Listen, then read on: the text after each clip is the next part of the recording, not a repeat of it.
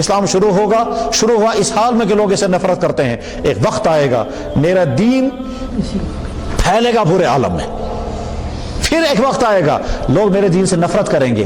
جس زمانے میں میرے دین سے نفرت ہو رہی ہوگی اس زمانے میں میرے دین کو جو پڑھے گا، اپنائے گا اور اسی مطابق زندگی گزارے گا، اس کو میری طرف سے مبارک ہو. فطوبى للغرباء، ان بیچارے غریبوں کو میری طرف سے مبارک ہو. الذين يصلحون ما افسد الناس، جو اس وقت جب لوگوں میں بگاڑ پیدا ہوگا، اس وقت جو لوگوں کے اندر سدھار کی کوشش کریں گے، اس وقت میرے بھائیوں آپ یورپ سے یورپین چکا چون دیکھ کر کے اسلام سے بدظن ہوتے ہیں. اللہ اکبر. یورپ میں جو لڑکے اور لڑکیاں اسلام قبول کرتی ہیں اور روزانہ ہزاروں کی تعداد میں، ان کے حالات پڑھنے چاہیے.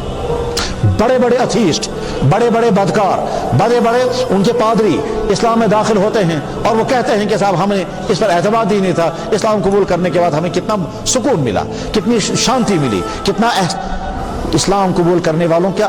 ابھی کچھ دنوں پہلے مجھے ایک صاحب ملے، کہنے لگا جی میں ایک علاقے کا پیر ہوں، وہاں کئی ہزار ہندو لڑکے اور لڑکیاں اسلام قبول کرنے کے لیے تیار ہیں، مگر میں سوچتا ہوں اگر ان کو کلمہ پڑھا تو یہاں لاؤں گا کہاں میں؟ مجھے حال بتاؤ. اسی کشمیر کا کئی ہزار ہندو لڑکے اور لڑکیاں کہتا ہے اسلام قبول کرنے کے لیے تیار ہیں، مگر میں کلمہ پڑھاؤں گا تو لے جاؤں گا کہاں؟ یہاں تو حالات ہی ایسے نہیں ہیں.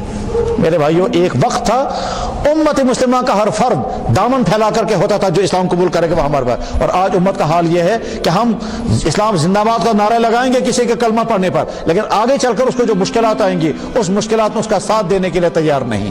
اس کو فائنانس کی مشکلات آئیں گی، اس کو ساتھ دینے کے لیے تیار نہیں. اس کو رشتے کی ضرورت پڑے گی، اس کو ساتھ دینے کے لیے تیار نہیں. اس کو شیلٹر کی ضرورت ہے، وہ دینے کو تیار نہیں. ہاں ہم خوش ہیں اسلام سچا دین ہے، تم نے اسلام قبول کیا. کاش امت مسلمہ اس مزاج پر آ جائے جو صحابہ کا مزاج تھا، بس سچا دین ماننا ہے اور سچے دین کے لیے اپنی قربانیاں دینا ہے.